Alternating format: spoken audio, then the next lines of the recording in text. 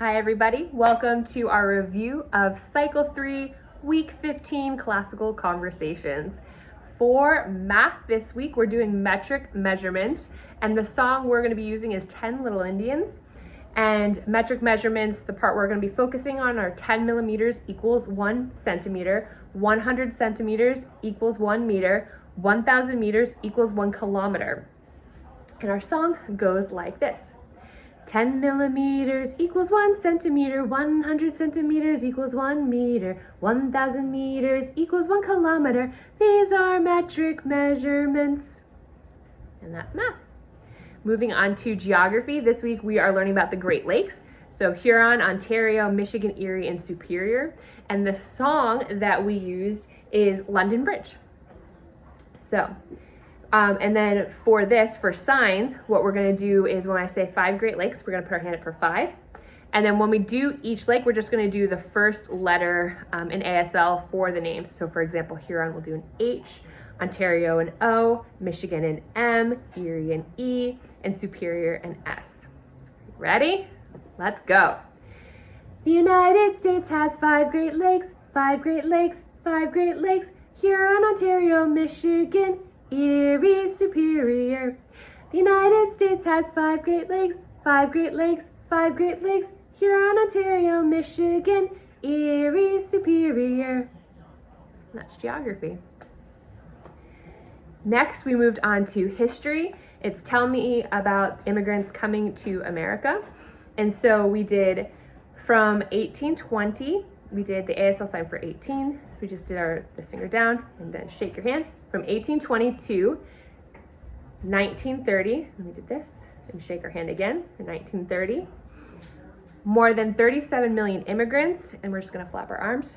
37 million immigrants came to America seeking freedom to increase, cha-ching, their personal wealth, cha-ching.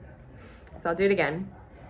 From 1820 to 1930, more than 37 million immigrants came to America seeking freedom, and the opportunity, I forgot to add that before, for opportunity, we're doing knocking on the door, to increase, cha-ching, their personal wealth, cha-ching. I'm gonna do it one more time because I know I said it wrong. So from 1820 to 1930, more than 37 million immigrants came to America seeking freedom and the opportunity to increase, cha-ching, their personal wealth, cha-ching. So that is our history. For science, we did what are some parts of an atom? Nucleus, protons, electrons, quarks, leptons, and neutrons. This is an awesome song. We did it to the Addams family. Addams family, Addams, right? Right, this one's fun. All right, here we go. I'm going to just say this, you could do it 2 ways. I have a longer song that actually talks about the vocabulary words and then what the parts, where you can find them in an atom, but you can just stop after the first verse if you'd like to. But here's the song. What are some parts of an atom? What are some parts of an atom? The nucleus and protons, electrons, quarks, and leptons, and last of all, there's neutrons, the Addams family. Do-do-do-do, do-do-do-do, do-do-do-do, do-do-do-do, do-do-do-do. The nucleus has protons and neutrons made of quarks. They stick together in the center, the Addams family. Do-do-do-do, do-do-do-do, do-do-do-do, do-do-do-do, do-do-do-do. Then there are electrons, they are a type of lepton. They hang around the outer layers, the Addams family. Do-do-do-do, do-do-do-do, do-do-do-do, do-do-do-do, do-do-do-do. The nucleus and protons, electrons, quarks, and leptons. And last of all, there's neutrons, the Addams family. Do-do-do-do, do-do-do-do, do-do-do-do, do-do-do-do, do-do-do-do. Now, if you want to add hand motions into that besides the snapping or clapping, in class we actually hit the table and the kids enjoyed that. These are the hand movements you can do. So for atoms, you put your hand in a fist and put your other hand around it for atoms. Now we're gonna, for nucleus, we're gonna have our hand flat and go around it and land in the center for nucleus. Protons, again, we'll do a fist and do a P for protons. For electrons, we'll do an E and do electrons like this. Quarks, we'll do a Q, go around. Leptons, an L. You guys are getting this. And then neutrons, we'll do an N. And then the atoms family. So this is how it will go if you did it with the hand motions. So what are some parts of an atom? What are some parts? What are some parts of an atom? The nucleus and protons, electrons, quarks, and leptons. And last of all, there's neutrons, the atoms family. Do-do-do-do. Do-do-do-do. Do-do-do-do. Do-do-do-do. Do-do-do-do. The nucleus has protons and neutrons made of quarks. They stick together in the center, the atoms family. Do-do-do-do. Do-do-do-do. Do-do-do-do. Do-do-do-do. Do-do-do-do. Then there are electrons. They are a type of lepton. They hang around the outer layers, the atoms family. Do-do-do-do. Do-do-do-do. Do-do-do-do. Do-do-do-do. Do-do-do-do. The nucleus and protons, electrons, quarks, and leptons. And last of all, there's neutrons, the atoms family. Do-do-do-do. Do-do-do-do. Do-do-do-do. Do-do-do-do. Do-do-do-do. That's science. But like I said, you can just do the beginning part, and it'll still work all the same for learning your memory work. Next, we go to English, and this week we did to write. So regular verbs to write, infinitive to write, present write writes, past wrote, present participle writing, present participle writing, past participle written. And so you can do this as a rap, which is something we've been doing, and the kids enjoy it. And so it goes like this. To write, infinitive to write, present write writes, past wrote, present participle writing, past participle written. And then if you are doing the song from Moana, it goes to write, write, writes, wrote, writing, written. So you have the choice. For us, we find it works both ways. It's nice to hear the whole song from Moana because it has every single week and all the different verb tenses listed out. So it's a really great way to memorize that. The rap is also good because it's also reminding you which word goes with which. So infinitive to write, present write writes, past wrote, present participle writing, past participle written. And then the next one is Latin. And for Latin, it's omnia per ipsum factu sunt. All things were made by him. So for omnia, we're just going to take our hand like this and take our other hand and we're just going to go around it and land, and that's going to be all. Per ipsum is referring to God, so we're going to do the sign to Jesus. And factu sunt is made, and so for that, we're just going to kind of turn our hands like this. So omnia per ipsum factu sunt. So the whole thing up to this week would be like this.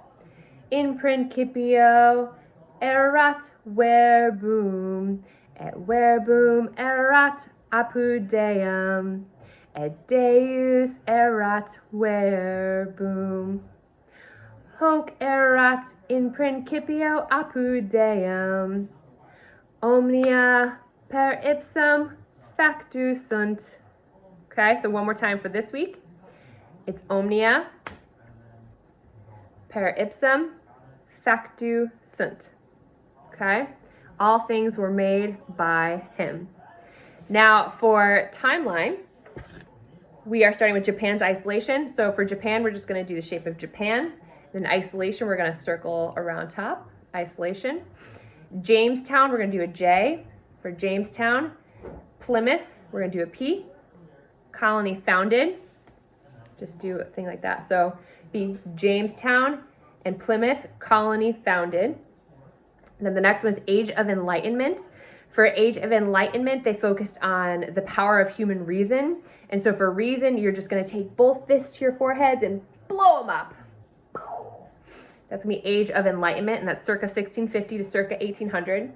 Hudson's Bay Company, for Hudson, we're going to do an H.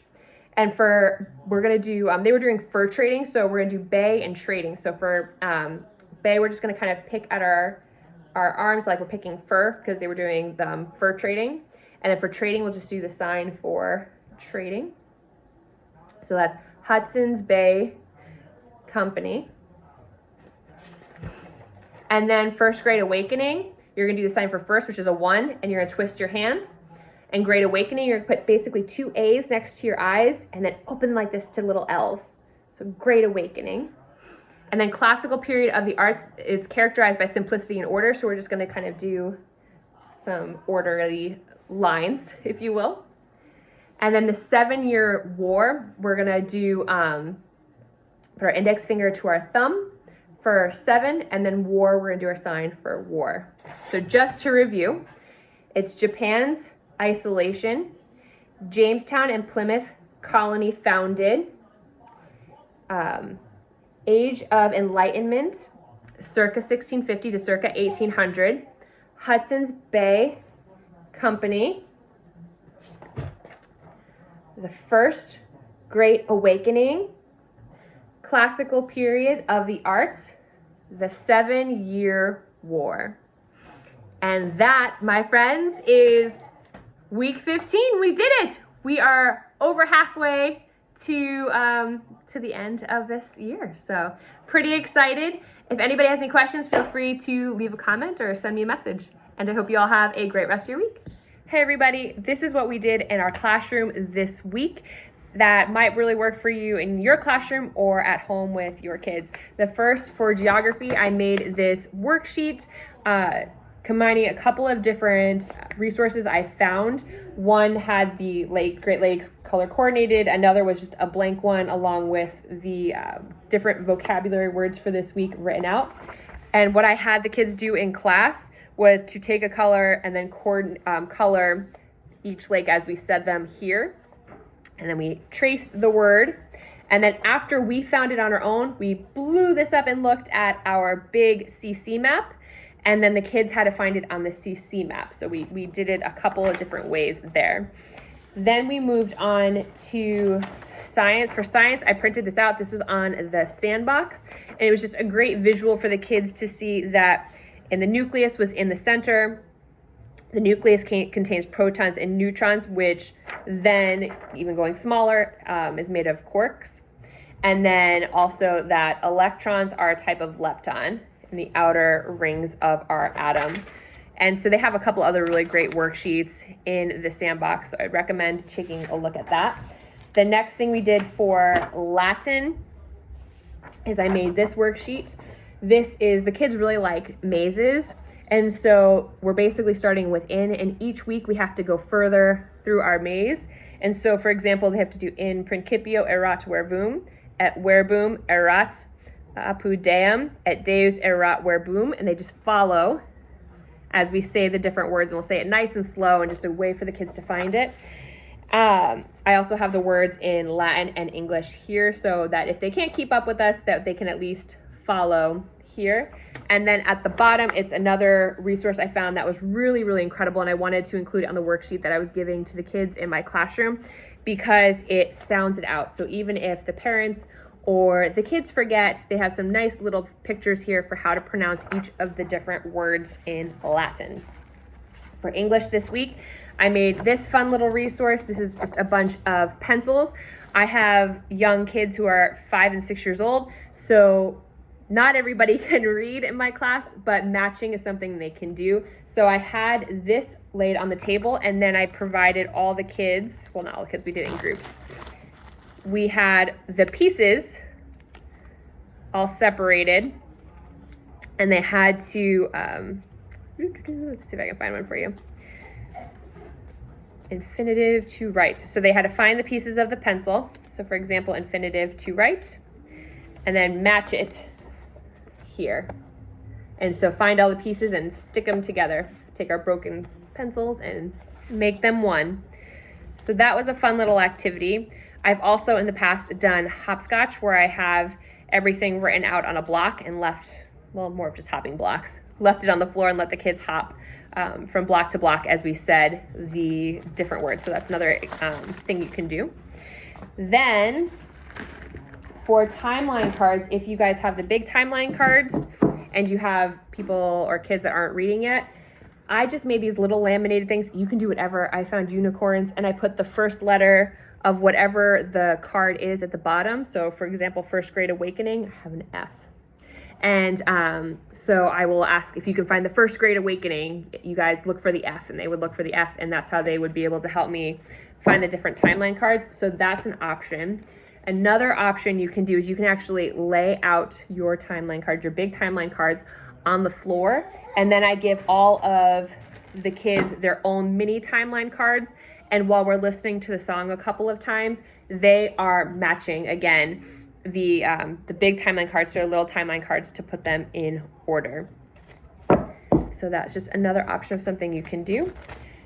The next thing we did is we took science, and again, I don't have all readers, but this was a good review for the moms as well, is I made these little flash cards. Here, these are little beakers, and it has the questions. So like, what are the 5 main senses? And then you shine the flashlight and it tells you the answer behind it. And so even if the kids couldn't read, we would try, and then we'd all work together to get the answer or to remember the song.